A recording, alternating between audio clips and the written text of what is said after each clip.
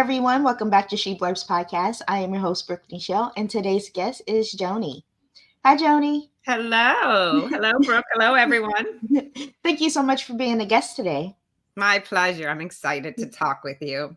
So, can you tell my listeners and your readers a little bit about yourself as an author? Well, as authors, we love to talk about ourselves. But yes, I've written 7 books. This is the newest one on the screen. Thank you for putting that up there, Brooke. It's a collection of personal essays. They often get reviewed saying how funny they are, which is a little bit ironic because the subjects are all over the place and about my life. And as the subhead says, finding the funny in life and death. But I'm really proud of that collection. And I've also written 2 guides for writers: Good Naked, How to Write More, Write Better, and Be Happier, and Toxic Feedback, Helping Writers Survive and Thrive. That came out of like 20 some years of teaching creative writing to adults in my community and in schools and online. So I poured my heart out in those books and hope they help a lot of aspiring authors. Wow. What part of the book was the most fun to write? The party book? Yes. Oh gosh, I like that question because it makes me think. I mean, I know you're an artist and a writer, and there's the fun part, and then there's the "are we having fun" part, which is Yes. part of the time. But I think maybe the word that is more appropriate is what was the most satisfying or fulfilling part. And when I get to an understanding of, oh, here's what I'm trying to say, that is the best feeling in the world. Usually my essays start with a funny story. Something happened to me, or I heard an odd interaction, or a memory just won't go away, whether it was from decades ago or recently, or I overhear something that just surprises me. But I don't know what the piece is going to be about or why it would be worthy of an essay beyond just maybe a brief funny story or an anecdote. So it's that discovery process that is so fulfilling. And for any writer, I think if you have a story, a memory that just keeps coming to you and you're not sure, well, why would readers like this, or what's the point of this? Just keep writing it, keep staying with it. And it's a neat discovery to see, oh, this is the meaning behind that experience. So that's the most satisfying part, that aha moment, which sometimes comes after like 20 drafts. That's amazing. I've never sat down and read a book of essays before. I've written essays in school, but I've never sat down and read a bunch of essays before. This might be interesting. I'm gonna have to take a look at this. I'd love you to check it out. And one of the things is, so many of us think about essay writing, that harkens back to whatever we were taught maybe in 3rd grade or high school or even in college. And they can be very dry. They're more sometimes thought pieces or to explain something. So the personal essay is really almost reads, or at least in my case, more like a short story, but it happens to really happen to someone. And there needs to be real honesty and authenticity. And mine really want to immerse you in that experience. So in some ways it's similar to fiction, and that it feels like you're having the experience along with me. And so essays, this type of essays that are in a lot of journals or magazines or collections are a far cry from what we think of in the 5-paragraph essay or the essays we were taught in school. So yeah, it's a genre that has a lot of confusion and mystery wrapped around it because people don't know how entertaining or powerful the storytelling in an essay can be. That's true. So I wanted to ask you about your title. Well, I have my question. How did you come up with the idea for the title of your book? Yeah, well, titles often come really late when you're putting a collection together, whether it's a short story collection or an essay collection in this case. And it is the title of one of the essays in the book. And it just seemed like the essay that, if there is a singular theme, of which there isn't, there's a whole bunch of themes in this book, but if there's one that maybe was a wee bit more prevalent, it was embodied in this essay, the one called Party Like It's 2044. And a lot of the things, whether I knew it or not when I was writing, a lot of the stories or essays, they do have a reflective component about making the most of life, how fast life goes by, how you never know how much time you have left. And so that essay hits it harder, but several of the essays actually had that theme. So that's why I thought this would be a good title essay. And I just like the sound of it as well. So, and I don't want to give it away, but in the essay there's a real reason why it's called Party Like It's 2044. There's a specific part of the story that explains that. Oh, okay. The computer kind of froze, so I kind of missed a little bit of what you said. Oh, I can share it again if you want. I don't know how much you missed, but I was just saying that the title of the book is the title of one of the essays, the essay that I think reflects the one of the most predominant themes in the book, which is that we never know how much time we have, and so we need to make the most of life. Mhm. And the title also specifically references something in that story. So you find out why it's called Party Like It's 2044 in the actual essay. But that I don't want to give away or go into. But yeah, it's about, gosh, let's make the most of life and find joy and celebrate with friends because you just don't know, you So know. so was this okay, with this personal essay, did you have characters in there like your friends? Did you include your friends in there, like personal Yeah. stories about them, or was it just about you and your experiences with your friends? Yeah.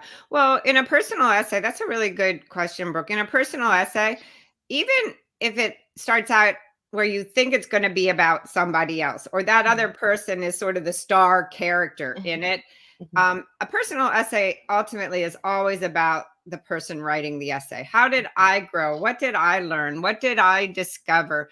Why Mhm. was this important to me, this story? And when you write the personal in a personal essay, the beautiful thing is the story not only gets more entertaining and engaging and authentic, but it also, weirdly enough, resonates more. There's a universal Mhm. takeaway, even though you're writing a very personal essay. So there certainly are, each piece is peopled with sometimes my friends, my Mhm. boyfriend, Mhm. people I know very well, people I don't know that well, but it's really how they populate my experience or my world. It's not ever about that person per se, even though Mhm. they're in the essay. And once in a while, depending on how they're in the essay, I'll change a name or add a disguising feature. But a lot of times it's just, there's my friend Betsy, there's my friend Francis, there's my partner Helmut. And, I certainly run the essays by these people because Mhm. while there's absolutely nothing revealing in terms of their privacy in them, they're still in a story by name. And nobody's asked me to change their name, but if they did, that's what I would do. I would just change their name.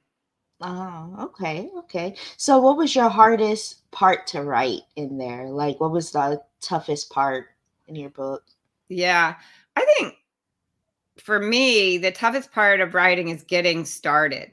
And because an essay collection is just that, a Mhm. collection, and I think there's like 29 essays in this book. Oh. I had to start over 29 times in some ways, meaning just slap that first scene on the page, whatever it might be, start playing around with some seed of an idea, even though it's not at all fully formed.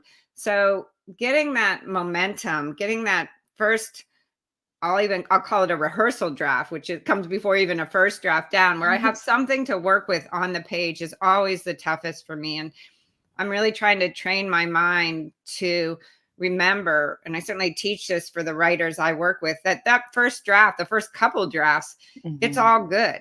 You Mhm. know, you don't want to censor yourself or second guess. It doesn't matter if it makes sense. It doesn't matter if your verb tenses are mismatched. You're just Mhm. trying to mine some experience that you had and figure out why it's important. It's not really about the how well you've written it yet. So that first draft is always first, second draft is always the hardest for me. And then once I kind of think, oh yeah, I got something here, it's a lot easier for me to then sit down. I don't procrastinate as much at that point because I'll procrastinate forever when I have a blank page.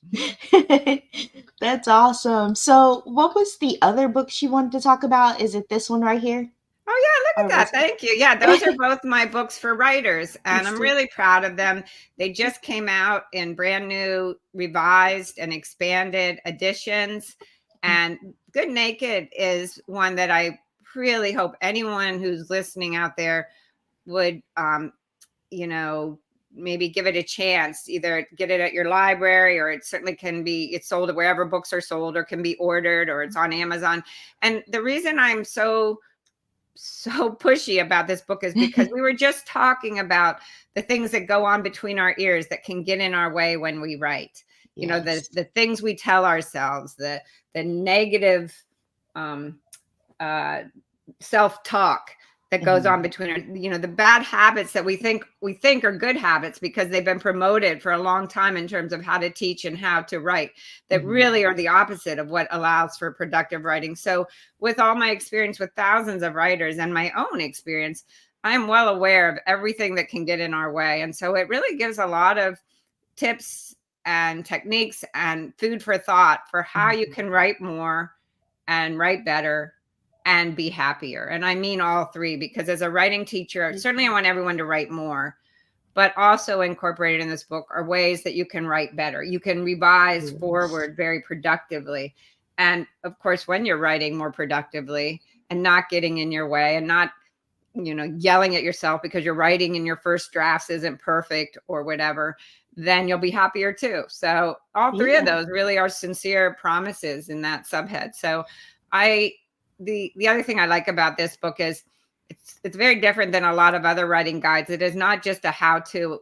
A lot of the concepts are exemplified in stories, and often funny stories that readers tell me are just so relatable in terms of what they do to avoid writing, what they do when they get stuck in a middle draft. You know, some of the ways that so many of us think that don't serve. So I really found a nice, fun way to tell or share rather these concepts, which was often through storytelling. And so as well as tips and sidebars and things like that. So yeah, I would hope anyone who wants to write and is feeling insecure about it at any stage of the process, they check this out. And it, you know, I think it might really serve their purposes. So yeah, Is it that book. available on Kindle as well? Yes. It is. Okay. All three books I think are available on Kindle, and Party Like It's 2044 is also an audiobook. Oh, okay. I like that.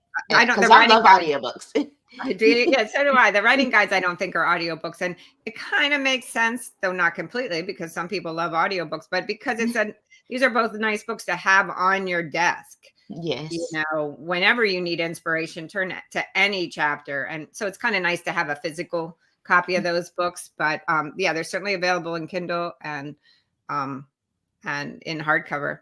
And this book is, because I've been in, I don't think I'm exaggerating, thousands of writing workshops, you know, at all levels, from MFA programs to some degree colleges, to my own community writing workshops, to workshops, you know, at social service organizations. There are ways that a workshop or a group dynamic can just be incredible in terms of energizing the participants, informing the participants, teaching the participants, creating that camaraderie and that sense of community.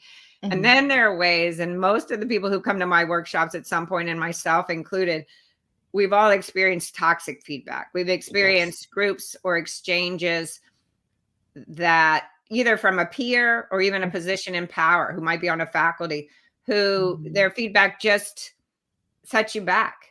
It isn't helpful. It isn't teaching you anything. It's not that there can't be, and there very much should be, constructive criticism. You know, for example, a writing workshop where people are there to learn how to write and rewrite. But even constructive criticism, I think, should be within a positive dynamic, a positive atmosphere that makes the writer want to go back to their desk and write some more, you know, with a little bit more information now. So because it was so prevalent, the workshops and the instruction that often set people back or discouraged people in my realm from writing, I thought, gosh, I'll just put out this dynamic, some insights, some proven techniques, some models for workshops, and how to give and receive feedback that will convince people, I hope, that this is one of the best resources we have to write, to share, and to feel like we're part of a community. So I really wanted to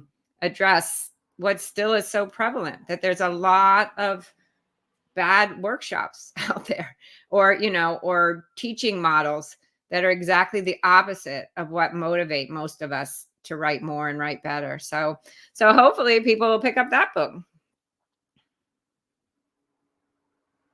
Are you still there, Brooke?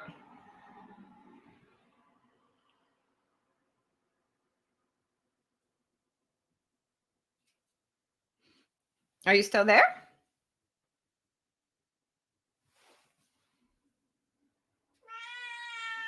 Kitty.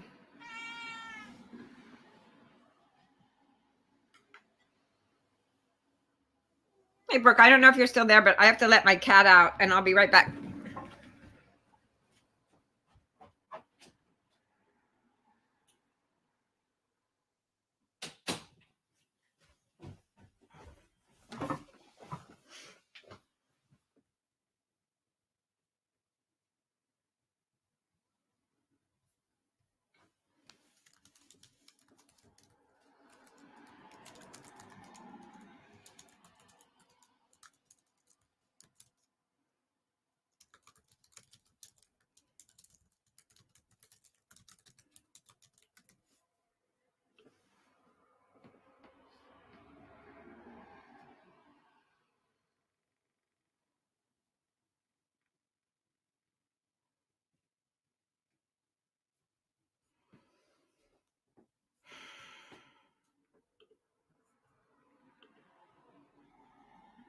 Hi, Joni. Oh, you're back? Yeah, I'm so sorry. Was it still live? Like, was you still on screen? I think so. Let me get, there you go. It said you're still on screen. I'm like, oh no. It messed up. My internet messed up. I'm so sorry about that. But That's okay. Oh, well, if your internet messed up, I doubt if I was still on screen, but who knows? okay. If I am, please edit it out, because I was just sitting there. Oh man. Okay, I'm ready. I'm so sorry. That's okay. I got what you were saying about the toxic feedback, because when people give you feedback and they don't give you a valid reason why, like it's Yes. just like, I don't like it because it sucked, like that, or I don't like it because you personally, like I don't like you personally. It's not helping, you know? Oh, Brooke, you so nailed it. And very often when people come to classes or workshops or even instructors, they haven't put any thought into what to say or Yes. what that person needs. And so things like that come out, well, I didn't get it. I didn't like it. It's not my thing. Or it can be even more brutal in a way if people make it personal, and Mm-hmm. not personal in a supportive way, but personal in they have their own agenda way. Yeah. I'm not advocating at all that there's tons of toxic people out there. That's Right. not, there probably are, but we're not going into that. But I'm saying that the way we often deliver feedback, like you just gave two great examples, I'm calling that toxic feedback, just to say, I don't get it. Yeah. The writer will feel bad about that. Probably not that we're there to stroke writers' egos, but why not, really, in some ways?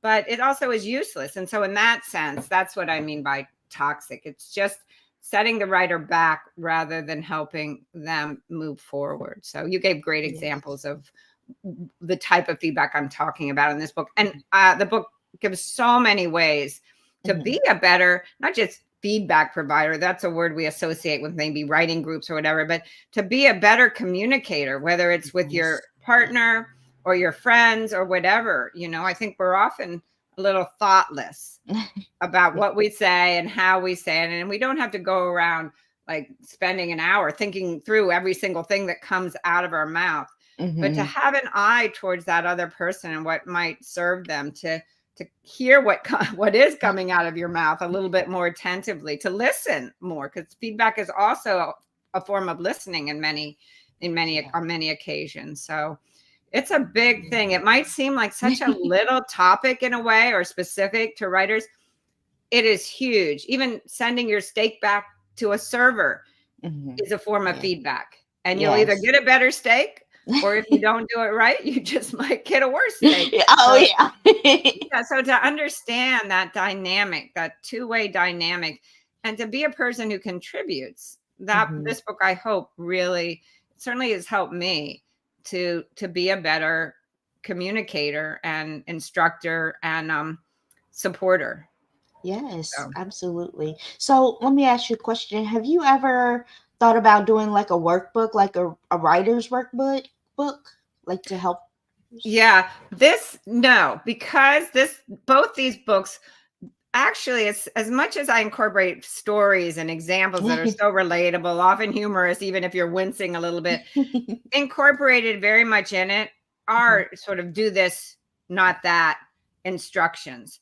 And I Gotcha. feel like for me, I feel like the way that most people get them, I feel that the way people get the most out of these writing guides, or frankly, any writing guides, Mhm. are to have them be less sort of bullet points, how to, Mhm. and incorporate stories with instructions, stories with specifics. Do this, this will help. Here's a narrative technique. So the stories, I think, are critical in supporting then, the sidebar bullet points Mhm. or the more hardcore instruction that is also in both of these books. So it's a nice 1-2 punch. People, I think, learn more whether they know it or not through stories. Mhm. And so the flat out instruction in the books are almost the takeaways from the stories, but without the story, they might not resonate as much. So in that sense, I've never gravitated to a workbook. I think other forms of education, workbooks are great, essential, Mhm. but writing has an emotional quotient. Mhm. And so I think that is part of what has to be addressed in the Mhm. books, and stories can help address that. So, Right, right. I agree. I agree 1,000%. Because with my mind, I'm trying to write my first book, but with my mind, it's all over the place for the ADHD, and I'm just like, where do yeah. I start? Where do I start? Oh my You God, know. please check out Good Naked. Please check out the first chapter This is is. where to start. And so, and it's you're not alone at all, Brooke. I just mentioned that's one of the hardest things for me, but often when people don't know where to start, it's even tougher than what I face, because they think they need to, first of all, they think they need to know where to start, meaning Mhm. what's chapter 1, and then wait, what's my introduction, you don't need to know Yes. any of that. And so there's really very direct instructive ways in Good Naked to help all of us get past that I don't know where to start, I don't know where to start, and really get going on the page. So check Ooh, it out. I am. I'm definitely am. So for my last question before I let you go, what is the most valuable piece of advice you've been given about writing or that you could give other writers? Mm. Well, there's so many good ones depending on what draft you're on, or if I'm in the later stages and structuring a piece, then I go to several bits of several quick advice bits. Start late, end early, meaning you don't start with I was born, I did this, and I got in my car. You start kind of in medias res, in the middle of stories, in the middle of things, Mhm. because you want to start sort of with the highlight of the piece or the anecdote. But I think sometimes the most valuable advice for most people, including myself, has more to do with the head stuff. For Mhm. example, you don't need to know where to start. You can start anywhere. And I give more specific explanation of that in Good Naked. But I think the biggest impediment to us writing is that we don't know where to start. And I have seen through 20 some years and thousands of writers, you don't need to know that. And there is an alternative way to start, which is, in a simplistic form, I will tell you start everywhere. But I can further elaborate on that. I do further elaborate on that in the book. But just know you don't need to know where the book starts. You don't need a structure. Frankly, I'll go further and say, you don't need outlines, you don't need Mhm. any of that, to just, this is creative writing, to just get going on the page in a very productive way. Huh. So it Okay. goes against some of the party line that the way other people do. You got to know where to start, you have to know what chapter 1 is and chapter 2, you have to outline before you put a word on the page. I can tell you that 80% or more of the writers I work with, that's why they don't write. that is Yes. impossible to do. It undermines the creative process, and it is not necessary. And it's often not going to lead, even if you can eke out an outline, it won't lead to the most inspired work. So there's a very, very powerful alternative to that mindset that I think is, helps so many writers. Well, again, write more, write better, and be happier. So, yeah. Wow. It's a That's revelation, actually, when writers really understand they don't need to know their beginning. They don't need to write in order. Here is an alternative way to write, which will get you to your stories faster and maybe even create more inspired stories. And when people really get that, and that's why I spent actually 2 chapters about that in Good Naked, it really is like a revelation, yeah. That's really great advice, because Mhm. now I really want to start on my book. That's really great advice. Yeah. Really great. Just Thank start you. with the first moment or memory or point that you want to make. Put it down. It's going to be in that book somewhere. Better to get it down than worry, will it be first? Will it be last? What's Yeah, the structure of the book? So you can kind of follow your own interest in a way too. What's the scene that burbles up in my mind? That's the first scene I'll write, whether it ends up being in the essay first, last, or whatever. At least now I have something there that I know will be a component of what I'm going to write. exactly. Exactly. I want to thank you so much, Joni, for being a guest on my podcast and chatting with me. Oh, Brooke, it was such an honor. I appreciate it. I want to wish you the best of luck because I know you like to podcast a lot and you had several going. So good for you. Thank you. You have a good day. All right, you too. Bye bye. Bye. Hey everyone, thank you so much for listening to She Blurbs podcast. I want to apologize to my listeners for my internet. I have no clue. I have Spectrum. I don't know if y'all know anything about Spectrum, but um but if you would like to purchase any of her books, as she said, they are on Barnes and Noble. They're inside Barnes and Noble or online, Amazon, Kindle, and these are the 3 books we chatted about. Party Like It's 2044, Good Naked, which is a guide for writers, and Toxic Feedback, which is also for writers. So if you would like to check any of those books or any of the other books she has written out, then you can go on her website. It's joni.b.colewriter and check out what else is on her website. Thank you all so much for listening. Thank you all so much for your support. I greatly appreciate it. See you next time.